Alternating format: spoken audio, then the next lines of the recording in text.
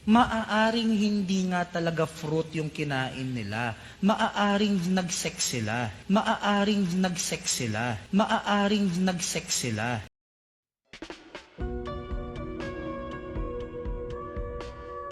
Nasa iyo na talaga lahat eh. Mayabang, hambog, tanga, bobo. Baka si Kabunok walang alam sa Biblia, hindi niya naunawaan ang kanyang binabasa. Kaya ayaw mong pakita ng mukha kasi wala kang Amerikana, wala kang barong. Ano? Busted talaga ako. Pasensya na po kayo, Kaburnok, ano? 4 na taon na nating ipinagtatanggol ang pananampalatayang Katoliko. Ito ang Factbusters! Mga kapatid, magandang araw po at kapayapaan ay maghari sa ating isipan at sa ating puso. At follow and subscribe, Factbuster PH at The Beloved Catholic sa Facebook page ni Kaburnok. At abangan nyo si Kaburnok, no?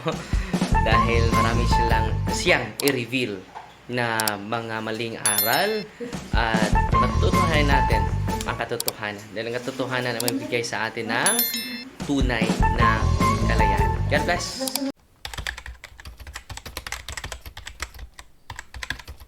Magandang araw mga kapatid and welcome naman po sa isang bagong episode ng Factbusters PH.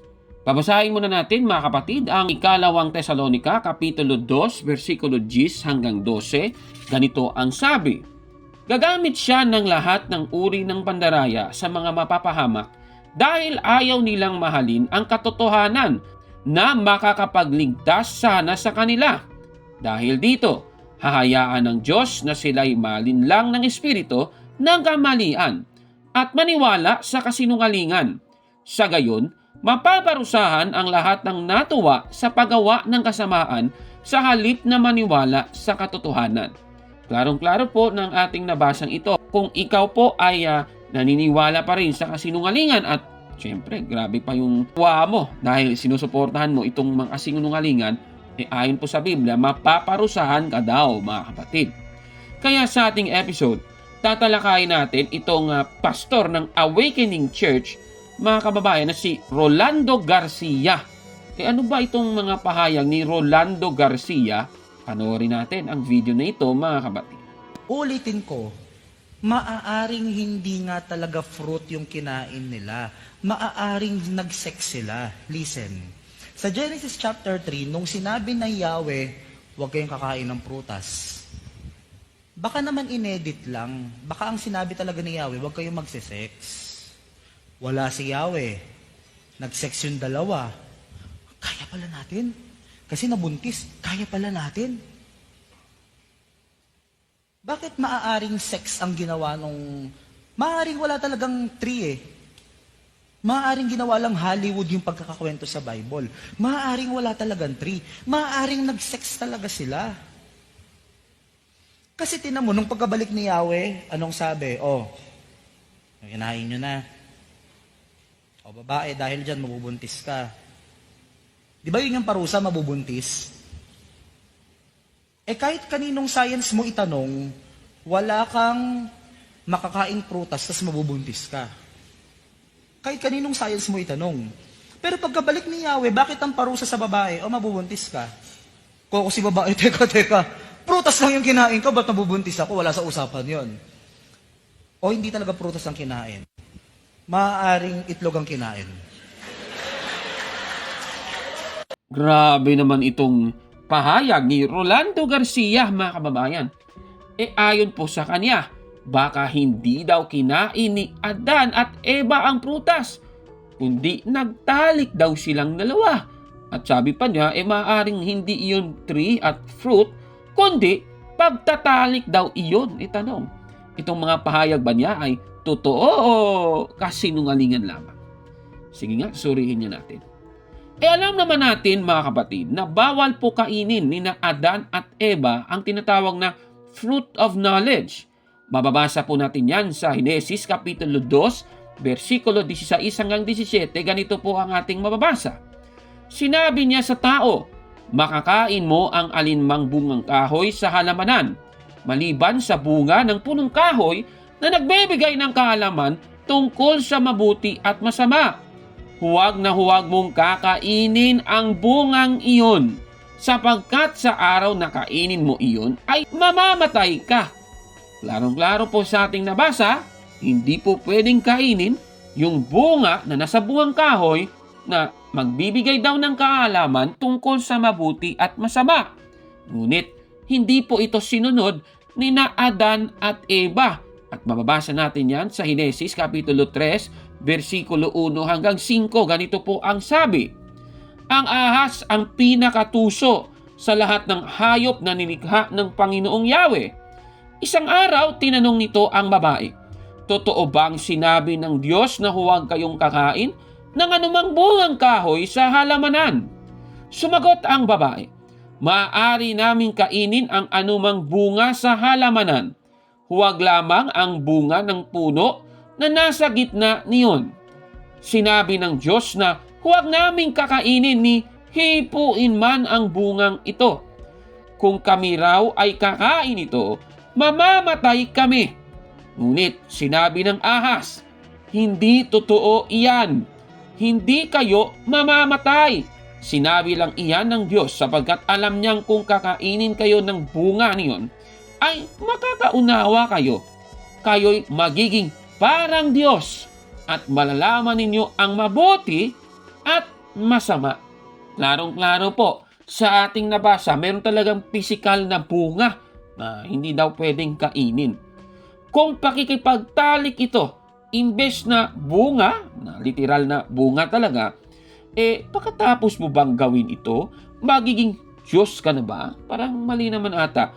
Kung makikipagtalik yung mag-asawa, pagkatapos ng pakikipagtalik, hindi naman sila nagiging Diyos kaagad, mga kababayan.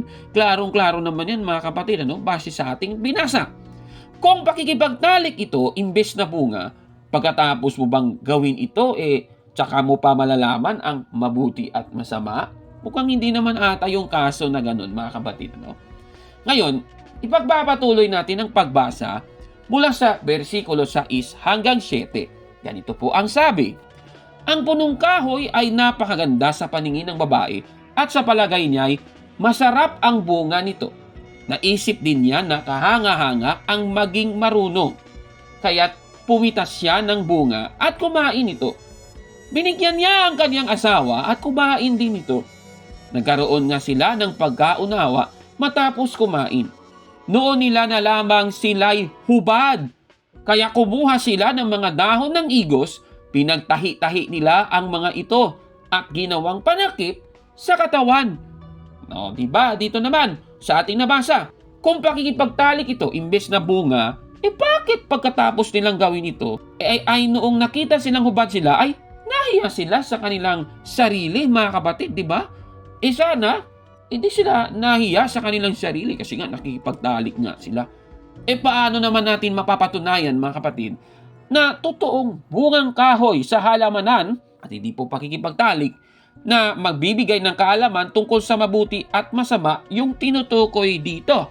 At base po sa ating nabasa sa Henesis 2:16 hanggang 17, itong bungang ito ay kung kakainin mo ay mamamatay ka, mga kapatid.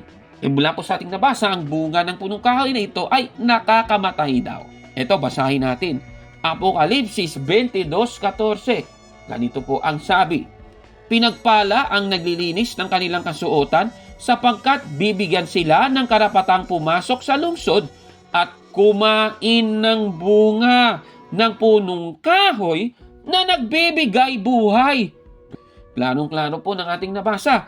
May bunga pala ng punong kahoy na nagbibigay buhay, mga kapatid. Kung totoo na may bunga ng punong kahoy na nagbibigay buhay, ibig sabihin, totoo din na may bunga ng punong kahoy na nakamamatay. At yan po yung binabanggit sa Henesis 2:16 hanggang 17. Ibig sabihin, totoo at literal po yun, mga kababayan. Kaya itong sinasabi ng pastor na ito, puro mali. Busted! Yan! Mali lahat yan! Nako, grabe talaga. Blasphemous po yun, itong mga statement niya, mga kababayan. Sa Iglesia Katolika nga ay sinasabi sa Catechism of the Catholic Church paragraph 396. Ganito po ang sabi.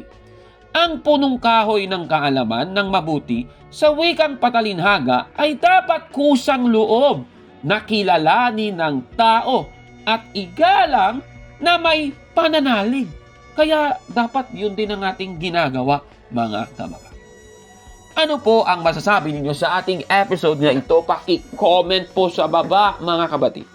At kung like mo ang video na ito, paki-smash ng like button at mag-subscribe na sa ating YouTube channel, Factbusters PH. Kaya huwag maniwala sa sabi-sabi.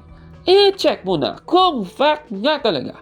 Hanggang sa susunod na episode, ako po si Caborno. At ito ang Factbusters. Siguro itong pastor na ito, sa tingin ko lang, pasensya na, opinion ko lang naman ito. Baka mahilig itong makipagtali. Mga kapatid, magandang araw po at kapayapaan ay maghari sa ating isipan at sa ating puso. At follow and subscribe, Factbuster PH at The Beloved Catholic sa Facebook page ni Caburnok. At abangan nyo si Caburnok, no? Dahil marami siyang i-reveal na mga maling aral at matutuhanan natin ang katotohanan. Dahil ang katotohanan ay magbigay sa atin ng tunay na kalayaan. God bless!